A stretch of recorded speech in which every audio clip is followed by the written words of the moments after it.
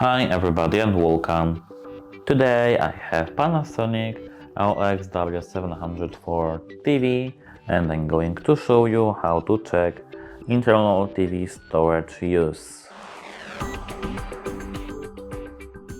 To check your usage, you have to go up and there you will see mic icon, keyboard icon, inputs icon and settings icon. So you have to click on settings icon. Here you have to scroll down to device preferences and scroll down to storage.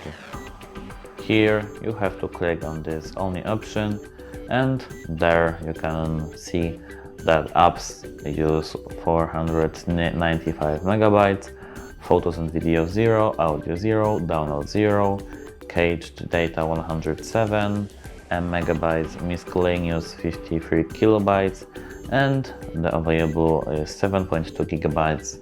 That's it, hope it helps you, goodbye!